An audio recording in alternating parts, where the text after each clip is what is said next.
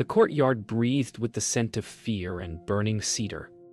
Peter lingered in the half-darkness, the fire's glow trembling over his weathered hands, as if heaven itself flickered between belief and denial. The night that once promised courage now wrapped itself around his chest like a serpent of doubt. He could still hear Jesus' voice, calm, certain, painfully gentle, warning him that before the rooster crowed, he would deny him 3 times. Peter had sworn it impossible. Now, beneath the shadows of soldiers and whispering servants, his heart wavered. What is faith when silence feels louder than God's voice? What if devotion shatters not from hatred, but from fear of being known? A young servant girl watched him with curious eyes. He turned away, his pulse hammering. Somewhere in the distance, a faint echo of chains rattled, and Peter wondered if destiny was already written, if mercy had already turned its gaze. Above him, unseen, the moon trembled, as if heaven too hesitated to look. The firelight wavered, painting uneasy halos around every face. The servant girl leaned closer, her voice trembling but sharp enough to cut the night. "You were with him," she said.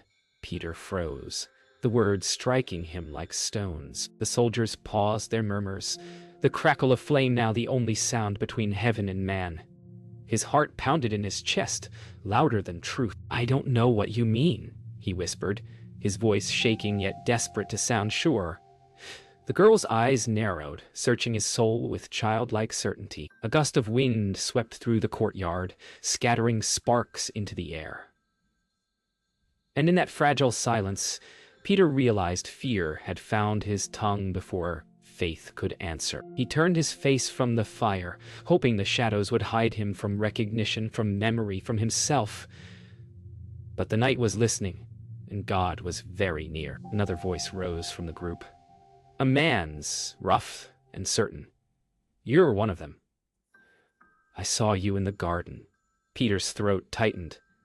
His tongue felt heavy, as though every word might weigh against eternity. "No," he said again, louder this time, forcing defiance into fear.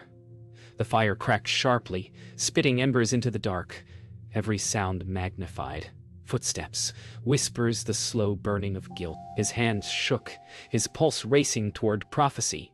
Above, clouds drifted past the moon, and for an instant, all light dimmed. His eyes darted toward the doorway where Jesus had disappeared, and in that fleeting void, he swore he could still hear his calm voice saying, "Before the rooster crows." Yet Peter's denial echoed instead. Raw, hollow, irreversible. Heaven did not answer, and silence became his punishment. A final voice, older and worn, spoke with quiet conviction. "Surely you are one of them. Your speech betrays you." The courtyard grew still as a grave. Peter's voice cracked under the weight of his own terror. "I swear, I do not know the man." The words broke from him like shattered glass, sharp and final. Then the sound, faint yet piercing, the rooster's cry tore through the night. Peter's eyes widened. Every sound vanished. Every breath, every heartbeat paused in divine suspension. Slowly, from across the courtyard, Jesus turned his head. Their eyes met through torchlight and smoke. Peter saw no anger, only sorrow vast as the sky. And then, in unbearable mercy, Jesus looked away. The moment fractured eternity. Guilt struck like lightning through Peter's chest, and the night itself seemed to recoil. Peter stumbled backward, the world collapsing around him in echoes of his own voice. "I do not know him." The words hung in the air like ash. The rooster's cry still rang in his ears, but louder still was the silence that followed. He fell to his knees beside the fire, its warmth suddenly cruel against his skin. Tears spilled down his face, unrestrained, unholy, human. The heavens did not thunder. The ground did not split. Only the weight of that look and the turning away crushed him deeper than any punishment could. Was faith meant to break before it was reborn? Was love still love when met with silence? He rose, staggering into the night, the fire's glow fading behind him. Above the rooftops, the first hint of dawn spread across the sky, pale, merciless, and full of unanswered prayers. Jerusalem awoke beneath a dim, guilty dawn. The city's stones still glistened with the night's sorrow, and Peter walked alone through alleys that seemed to whisper his name. His cloak dragged through puddles, each step heavy with the rhythm of regret. The sound of the rooster still echoed in his chest, not as accusation now, but as remembrance. Every shadow looked like the face he had denied. He tried to pray, but words broke apart in his throat, scattered like dust before the wind. Above him, the temple loomed, its steps veiled in gray light, indifferent to his shame. How could heaven forgive what the heart could not forget? He pressed his hand against the wall, the rough stone biting into his skin, and felt the world tremble with the weight of silence. The kind only God could fill. The memory came to him like a wound reopening. The night before at the table, laughter mingled with prophecy. He saw again the glow of the oil lamps, the bread in his hands, the softness of his voice. Before the rooster crows, you will deny me 3 times. He had sworn never. He had sworn forever. Now those words haunted every breath. He leaned against a wall, pressing his head into his hands, and heard faint echoes of that supper. The pouring of wine, the breaking of bread, and the weight of love, foretelling failure. Could it be that even prophecy had mercy hidden within it? Peter's tears came again, but this time quieter, as though he was beginning to understand that even sorrow could be sacred. Peter, the voice, soft but steady, broke through the fog of grief. Mary Magdalene stood before him, her face pale with exhaustion, eyes red but alive with faith. He could not look at her. He warned us this would happen, she whispered, and he knew you would break. Peter turned away, ashamed. Then why did he still choose me? His voice cracked, barely a breath. She stepped closer, her hand trembling as it rested on his shoulder. Because love does not choose the worthy, it chooses the willing. Her words sank deep, tender and terrible. The silence that followed felt almost whole. Somewhere, beyond the city, thunder rolled softly over the hills, as if heaven itself had sighed. That night, Peter found refuge beneath the olive trees outside the city. The same garden where he had once fallen asleep now held only silence. He knelt on the damp ground, his hands clasped, but the words would not come. Each time he tried to speak, shame tightened his throat. He remembered how Jesus had prayed there alone, sweating drops of blood while his friends slept. Now Peter knelt in that same spot, but faith felt like an echo too faint to grasp.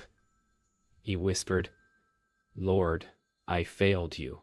But the night offered no reply, yet something in the stillness, an unseen breath, seemed to answer with quiet compassion.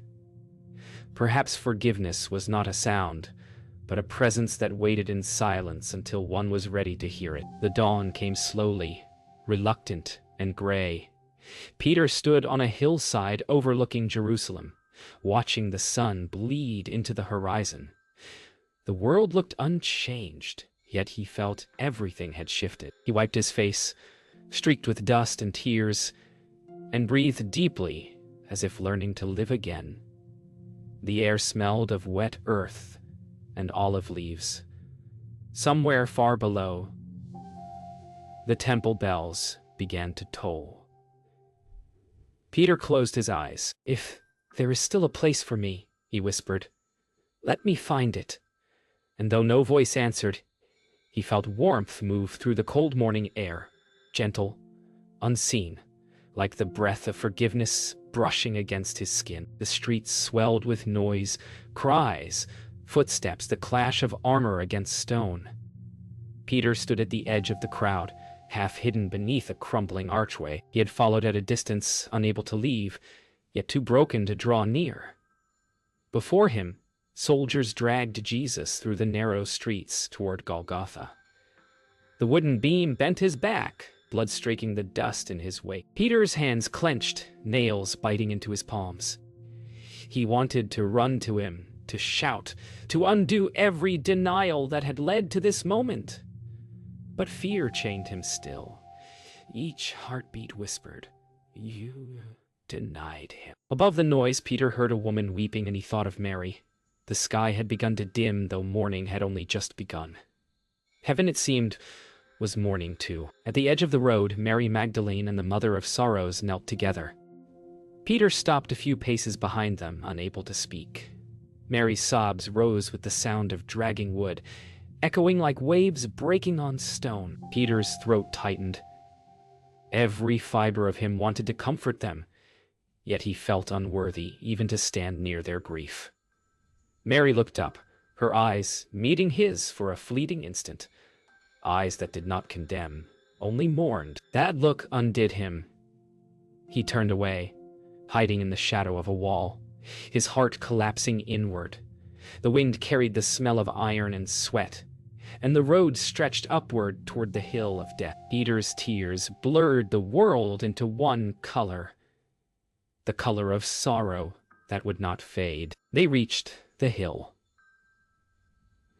Peter stood far below, among olive trees and thorns, the crowd's roar faint but piercing. He could not bring himself closer. The sound of hammers striking nails split the air once, twice, again. Each strike echoed through him, as though driving into his own soul. He covered his ears, but the sound lived within. He fell to his knees, gasping. "Lord, forgive me," he whispered. But even his own voice betrayed him, trembling with despair. Above the din, he thought he heard his name, not from accusation, but from memory. Peter dared to look up, and though distance veiled the details, he knew. The cross had been raised, and the man upon it was the one who had once told him to walk on water. Then came the cry, a sound no words could carry. My God, why have you forsaken me?" It tore through the heavens and through Peter alike. His breath vanished. The sky dimmed into darkness unnatural for that hour. The earth trembled beneath his knees, the air thick with the scent of blood and rain. Peter fell forward, pressing his forehead to the ground, weeping without restraint. That cry was not just pain. It was the echo of every heart that had ever doubted God's presence. And as the final breath escaped the cross, Peter's spirit shattered. He had once promised to die beside him. Now he could not even stand near his death. The silence that followed was vast, endless, divine, and it swallowed him whole. The storm broke as the last light faded. Peter stumbled through the rain, every drop washing the dust of denial from his skin, yet never reaching the stain within. The wind howled across the empty hill, carrying the scent of myrrh and iron. Behind him, the cross stood silent, silhouetted by lightning, a monument to both love and loss. Peter turned once, staring at the figure that no longer breathed, and something inside him changed. The man who had fled now understood what following truly meant. He fell to his knees once more, whispering through tears, "If you still see me even now, look again." The wind answered with no words, only the soft rustle of olive branches bending under rain. 3 days passed like years in the hollow of Peter's chest. The city had gone strangely quiet, as though fear itself held its breath. Then came the knock, hurried, trembling, and Mary's voice crying through the door, "The tomb is empty." For a heartbeat, Peter could not move. The words struck him as both impossible and holy. Empty? He stumbled to his feet, his heart pounding not with joy, but with disbelief too wild to name. Could the same hands he'd seen bound in death now be free? He ran, breath ragged, sandals slapping the cobblestones. The dawn broke over Jerusalem in hues of rose and fire, and Peter's soul raced between dread and desperate hope.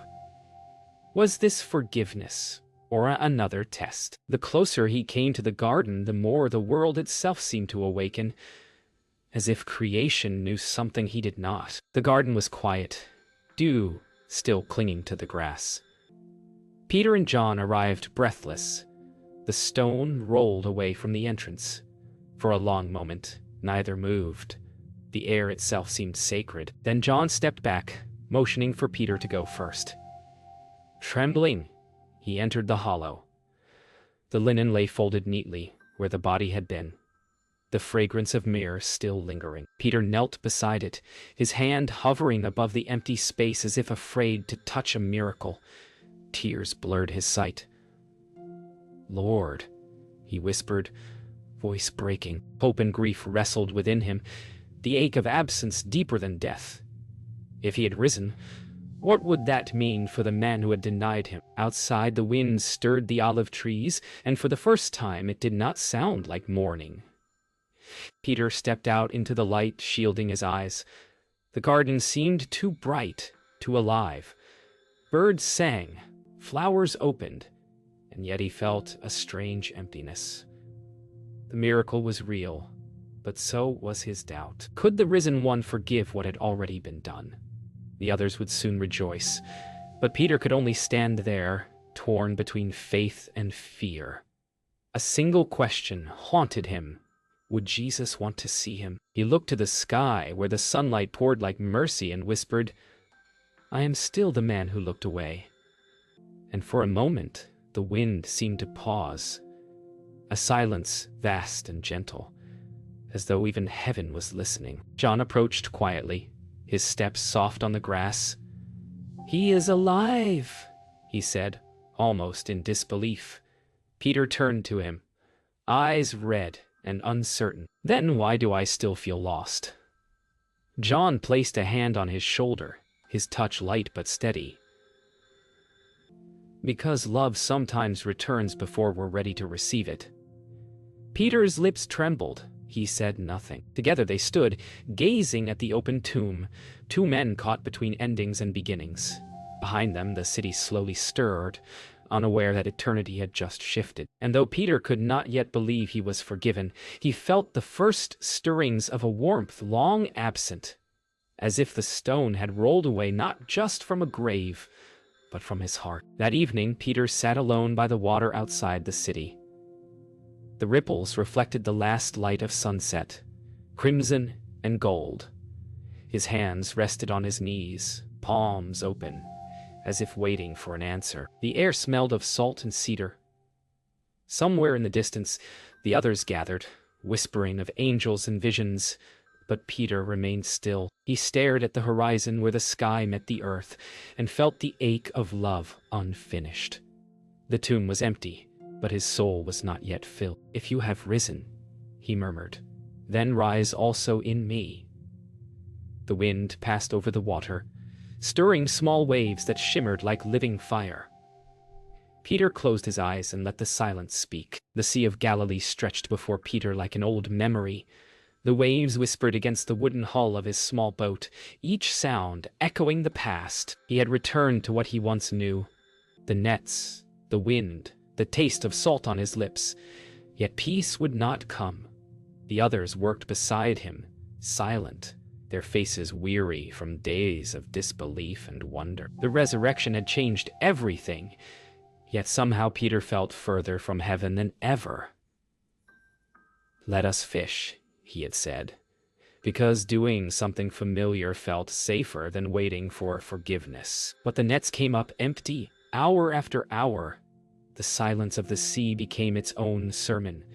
Was this punishment or patience? The moon sank low over the horizon, and in the dim silver light, Peter wondered if even grace could find him out here, lost between water and regret. The night deepened, heavy with failure. Each cast of the net yielded nothing but darkness. Peter leaned over the edge, staring into the water, seeing only his reflection. And behind it, faintly, the shadow of the cross. His heart thudded with the rhythm of waves against wood. John looked at him quietly, the question unspoken between them. "Perhaps," Peter muttered, "the sea remembers too." The wind sighed through the sails. The others shifted in silence, The world seemed paused in a breathless waiting, as if all creation held its patience for a single moment of revelation. Then, through the mist, a voice called from the distant shore, faint but clear as memory. "Friends, have you caught anything?" The voice floated across the water, warm and steady. Peter squinted through the mist. A lone figure stood on the shore, the firelight behind him flickering like a heartbeat. "No," John called back. The voice replied, "Cast your net on the right side of the boat and you will find." A strange stillness followed.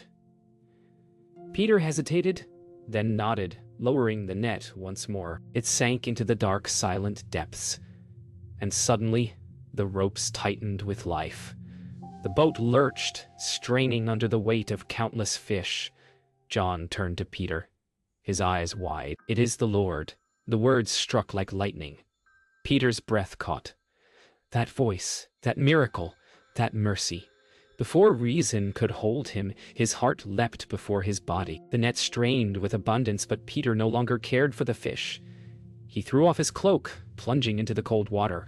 Each stroke cut through reflection and regret alike. The sea felt alive, pulling him toward the shore, toward forgiveness made flesh. He reached the sand breathless, water streaming from his clothes. Jesus stood waiting, the fire crackling beside him. Smoke curled upward into the golden air, carrying the scent of bread and fish. For a moment, neither spoke. Their eyes met, not as judge and sinner, but as teacher and friend. The same look as before, yet different. This time, Jesus did not look away. Peter fell to his knees on the wet sand, the sea whispering behind him. "Lord," he gasped, "you came back." Jesus gestured toward the fire. "Come and eat." Peter obeyed, still trembling, the smell of roasted fish and bread filling the air. The morning light softened the scars on Jesus' hands as he broke the bread and passed it to them. Peter could not speak. Every motion, every glance was filled with quiet grace. He knew now this was no dream. This was redemption served on simple plates by the same hands that once washed his feet. The others spoke softly, unsure whether to rejoice or weep. Peter only listened to the crackle of the fire, the lap of waves, and the pulse of peace returning. He raised his eyes once more, and this time when he met the gaze of the risen Lord, there was no distance left between them. The morning lingered, hushed and golden. After the meal, silence fell between them, the kind that speaks louder than words. Peter stared into the dying fire, watching embers pulse like living hearts. The air was heavy with things unspoken. Jesus sat beside him, calm yet unyielding, his gaze deep as the sea that had just delivered Peter. The disciples lingered a few paces away, sensing something sacred unfolding. The waves whispered their rhythm, steady and eternal. Peter dared not speak first. He feared his own voice would break what mercy had mended. The fire cracked once, and with that sound, time seemed to pause. Jesus turned his face toward Peter. The same eyes that once wept, now blazing with love, unafraid to confront. The silence broke. "Simon, son of Jonah," Jesus said softly, "do you love me more than these?" The question hung in the air like a wave about to break. Peter's breath caught. He met the Lord's eyes and saw no accusation there, only an invitation. "Yes, Lord," he said, voice trembling. "You know that I love you." Jesus nodded once. "Feed my lambs." The words pierced Peter deeper than rebuke ever could.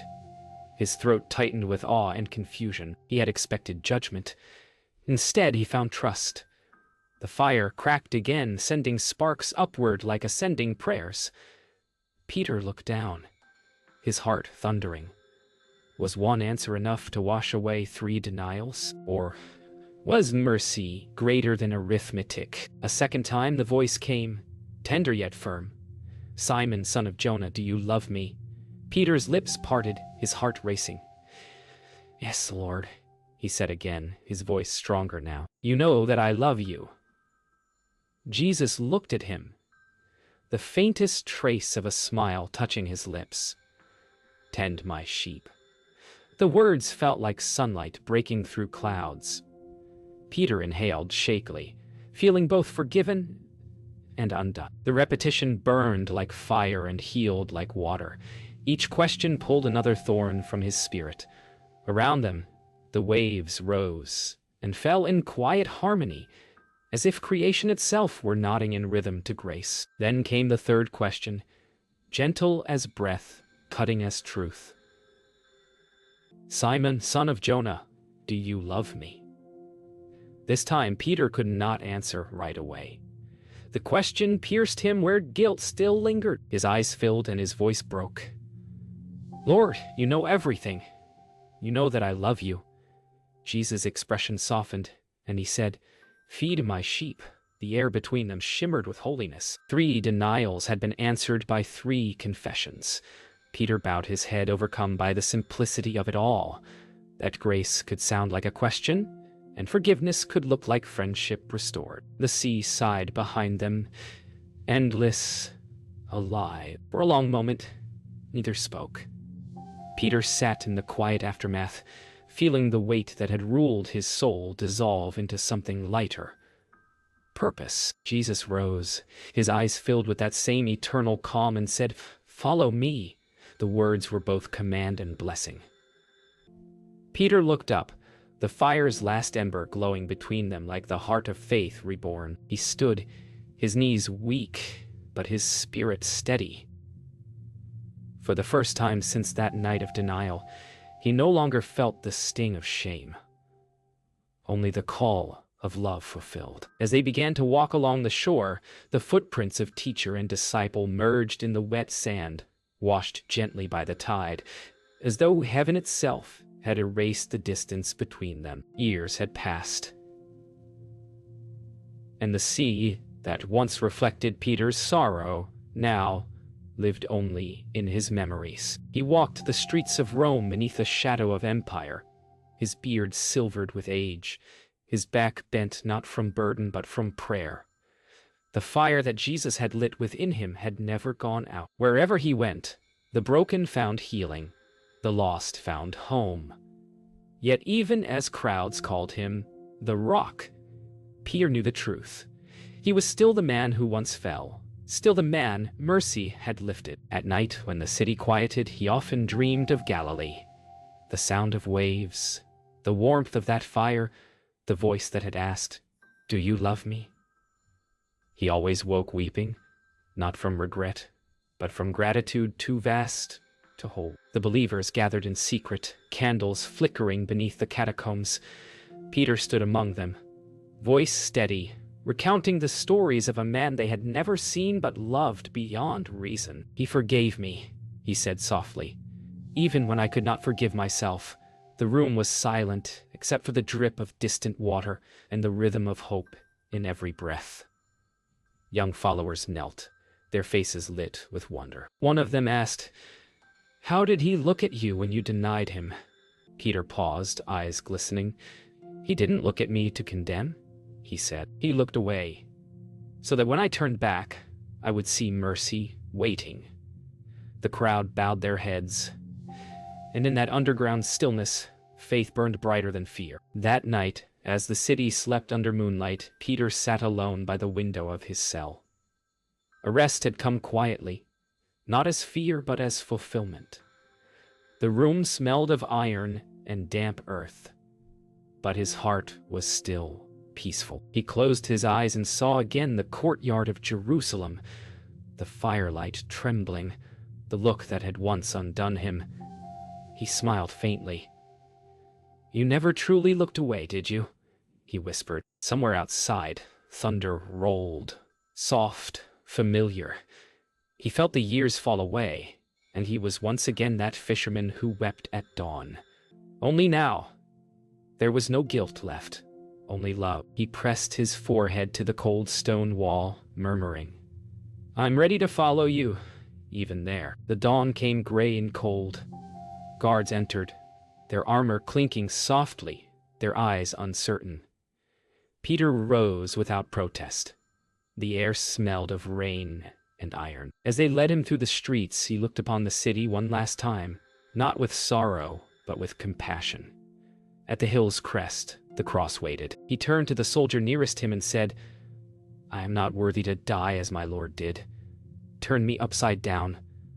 The man hesitated, but Peter's voice carried the weight of peace. When they lifted him upon the cross, the world blurred upside down. Rome's sky above, the earth below, and between them, eternity. His breath came slow, steady, full of release. "Now," he whispered, "you may look away again.